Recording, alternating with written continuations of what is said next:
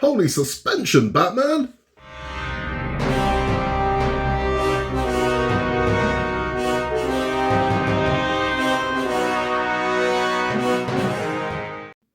Hello there, Dark Knights, and welcome back to Building the Boys. We now have issue 47 of Hachette's Batmobile Tumbler. Got a bit of a sore throat, you have to excuse me. In this one, we will be doing more work on the front of the car, where we've been installing the suspension and the remaining of the shock absorbers, the steering bar, to the front axle. It's quite in depth, this one, but the rest of this pack, the next 5, not so much, but this one definitely is. It's not overly complicated. It looks quite simple, but it looks like it's going to bring some much needed colour to all that black that we have at the moment. So we've got some lovely sort of copper springs that are going to go in here. It's going to look really nice. At the end of this one, we'll be able to have bat chats. We were talking about the last one. We spoke about the first one in the Nolan trilogy. Now you might be thinking, so we go into the Dark Knight next. No, we're talking about what came after Batman Begins, and also the relationship between DC Comics and Warner Brothers Pictures, and why Warner Brothers, I'm not even joking, make the same mistake again and again and again. And it isn't my personal opinion this is a mistake. This is just fact. The numbers don't lie. They do this exact same thing every single time.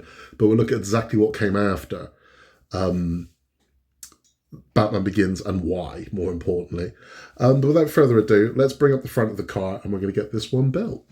Okay, so let's take a look at what we get inside stage 47. Quite a lot of bits, but no particularly huge bits. Let's have a look at what we've got. So we've got, don't know what that is, we've got AM screws, ABM screws. What is this?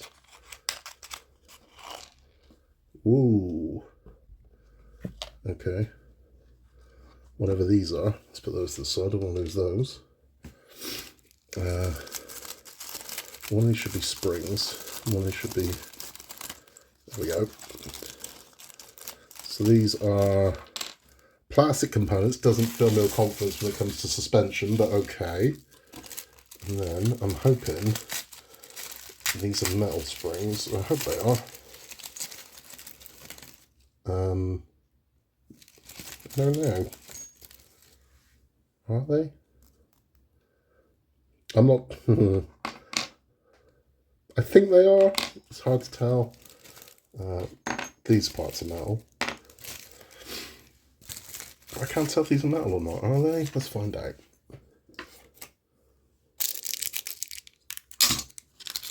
That'd be a big yes. So the springs are metal. Right, let's have a look at what we're doing. Let's get this all installed. Okay, so working on this side first. You can see we've got the L working on the left-hand side. We are going to take our corresponding part here. It will have the L inside of it, so if we can catch the light on that, you can see.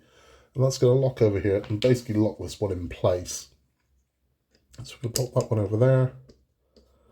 That's going to squeeze down and we're going to lock that in place. I'm going to screw that in place, I believe, with, let's have a look,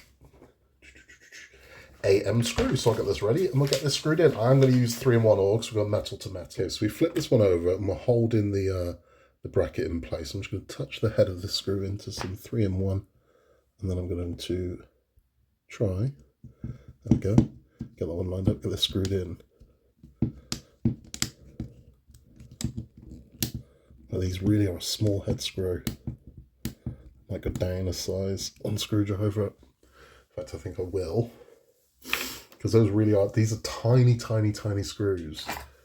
So I might go down to the, yeah, I'm going to go to the double O, I think. Right. Put one in there.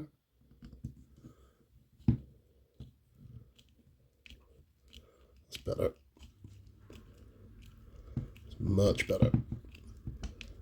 Yeah, go small on your screwdriver because these are tiny, tiny screws. Tighten this one up.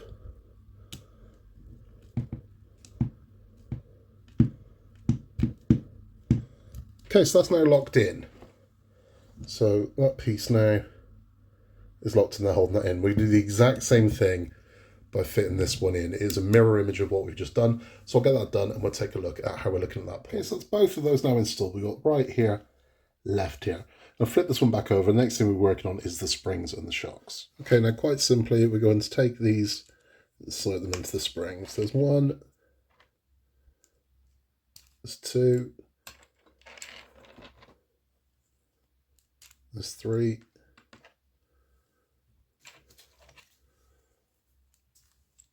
and there's four. So that's how these are going to go. We're now going to start fitting these to the actual, to the axle itself. We're going to fit some spacers.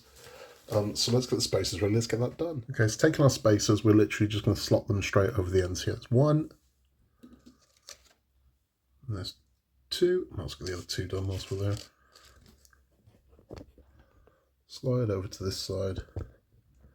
Do one and two. So we've got those two on. Okay, next we are going to fit these springs. So let's get those ready. Okay, so focus on this section. Fold these down. Make sure the spacers are in place. We're going to take our spring. We're going to thread it through and push, which I'm sure is going to be easier said than bloody done. But let's see if this works. And we're going to push back and lock in. So that one's in.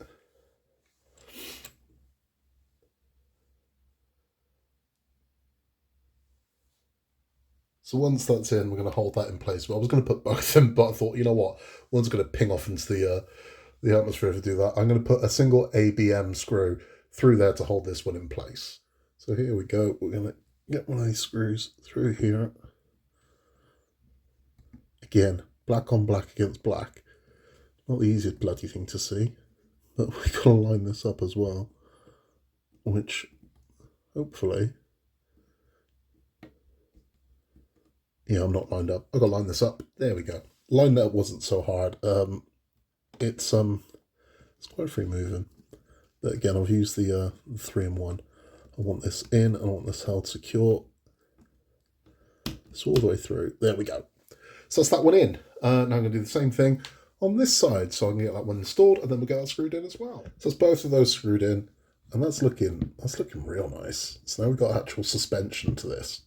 So when pressure goes down on this, you can see these do have some bend and give to them. I like that. Now we're going to repeat this exact same process with the two over there, and then that'll be us done. So I'll get that done, we'll take a look. So those are looking lovely. That's both of those in now. Now we've actually got some suspension. This is sturdy now. Where this was flopping around before, we got none of that happening. So this is now locked in.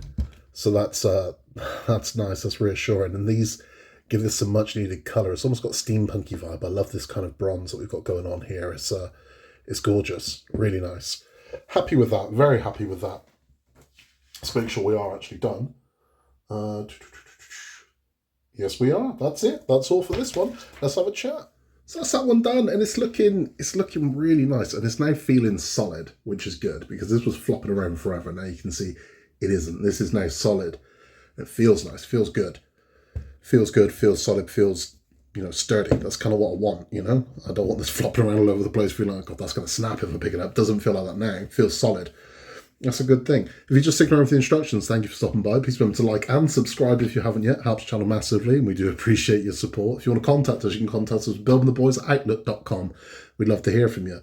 For those sticking around for our bat chat, so what happened after Batman Begins? I was going to Batman Returns and Batman Begins. Batman Begins was a moderate hit, right? It wasn't this huge monster hit that we think it was, that history has remembered a lot kinder than it actually was. It did good, but more importantly, critically, it was a hit. People were raving about it, and it found even more feet on home video. This was back when people still used to rent movies. It seems like forever ago, but it's 20 years. So this was back when people still rented movies, and it found a larger audience on home rentals. And the reason for that, I think, is because people have kind of fallen out of love with Batman ever since Batman and Robin. You're kind of like, oh, I don't want to watch that crap. And then people were like, no, you've got to see this one. It was new, it was darker, it was edgier. It was a more honest interpretation of the character. So people were raving about it. So Warner Brothers, in their infinite wisdom, somewhere along the line, Warner Brothers forgot that what they do is make movies, and they convince themselves that what they actually do is sell toys. So the problem they have with Batman Begins is it didn't really sell toys. They tried, but it didn't really sell toys. The Scarecrow was a little too scary. The subject matter was a little too dark. So it didn't sell a ton of merch, toys. It didn't sell a lot of merch to people of my age and whatnot, sold loads. But toys, which is where the real money is, it didn't really do that well for them. You'd think they'd just be happy with a hit at the box office, but no, they want something that's going to sell toys. They've also then decided, because they've had one hit, well, people love DC again, so we need to go back with DC again, which in their infinite wisdom made them decide to make this movie.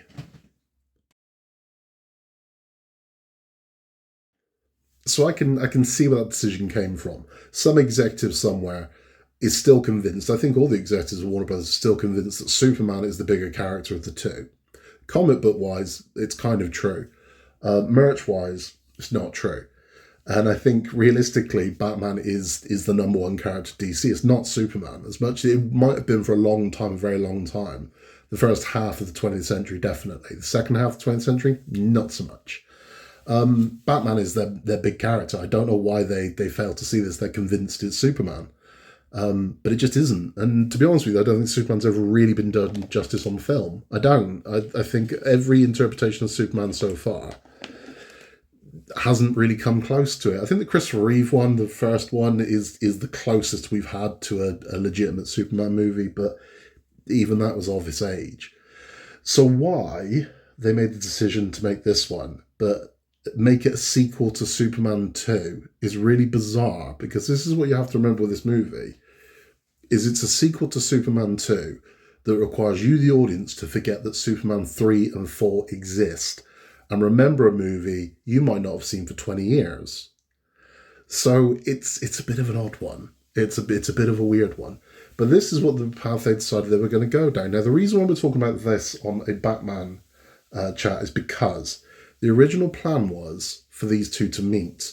Now, this is before there was the Marvel universe, believe it or not. So the MCU wasn't a thing at this point. Iron Man hadn't been released. The Spider-Man movie was doing well and the X-Men movie was doing well, but Iron Man hasn't been released yet, so we've not started the MCU. But the plan was to have Batman versus Superman, or Batman and Superman together in a movie at some point. So this was the plan. This was always the plan of theirs. Right, Batman's now a hit. We'll make Superman a hit, and we'll put them in a movie together. So this is why they decided to make Superman. So to do that, they got to find Superman.